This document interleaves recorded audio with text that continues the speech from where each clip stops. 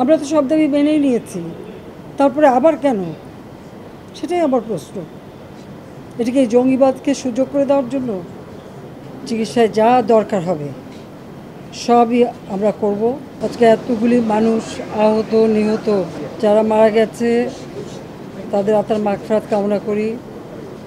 আর যারা এখনও অসুস্থ তাদের চিকিৎসা চলছে। আল্লাহ রাব্বুল আলামিনের কাছে দোয়া করি তারা সুস্থ হয়ে উঠুক, এবং এর জন্য চিকিৎসায় যা দরকার হবে সবই আমরা করব। চিকিৎসা কোনো ঘাটতি হয়নি। আমাদের হাসপাতালের ডাক্তার, আমাদের যারা এখানে স্বাস্থ্য চিকিৎসা পরিষদ, আমাদের স্বাস্থ্যমন্ত্রী, স্বাস্থ্য প্রতিমন্ত্রী, তারা সব জায়গায় ঘুরে দেখেছেন এবং চিকিৎসাটা নিশ্চিত করে গেছেন। এই যে একটা অস্বাভাবিক পরিস্থিতির সৃষ্টি করা, আর হাসপাতালে আক্রমণ, কোভিড হাসপাতাল সেটা তো আপনারা যারা পুড়িয়ে দিয়েছে, ডিজির অফিস, আমাদের চিকিৎসার যেখানে মানুষের সেবা সেখানেও আঘাত হানা, এর থেকে আর জঘন্য কাজ আর কিছু হয় না। আর এতগুলি মানুষ, আমি তো আমার সব হারাইছি, বাবা আমার ভাই সব হারাইছি। আমি তো জানি মানুষের হারানোর বেদনা কি, আমার থেকে আর কেউ বেশি চায় না। নগদের কাছে সব গ্রাহকই প্রিয়, তাই তো সারা দেশে ক্যাশ আউট চার্জ সবচেয়ে কম। আমি চাচ্ছিলাম দেশেও শান্তি থাকবে, দেশের মানুষের উন্নতি হবে, দেশের মানুষ সুন্দরভাবে বাঁচবে। আমি সব দিকে ব্যবস্থা করেছি। আর মনে হলো যেন মানুষের সেবা করা যা যা সবই নষ্ট করবে, সবই ধ্বংস করে দেবে, সবই পোড়াবে।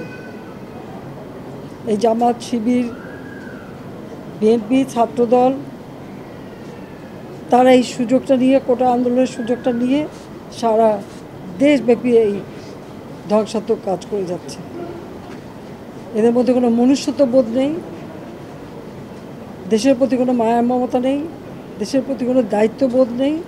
আর মানুষকে মানুষ হিসেবেই গণ্য করে না। কারণ আমি নিজেই তো কতবার আমাকে মারার চেষ্টা করেছে, তারপরেও আমি সব কিছু ভুলে, সেই শোক ব্যথা, বাবা মা ভাই হারানোর শোক, নিজের উপর এত বড় আঘাত, সব কিছু মোকাবেলা করে আমি দেশের জন্য কাজ করে যাচ্ছিলাম যে মানুষ যেন ভালো থাকে। কিন্তু সেইখানে এমন একটা পরিস্থিতি সৃষ্টি করা, আর তারপরে এই মানুষগুলির উপর হামলা করা, মানুষের সেবা করার প্রতিষ্ঠানগুলি ধ্বংস করা, এর থেকে কষ্টের আর কিছু হয় না।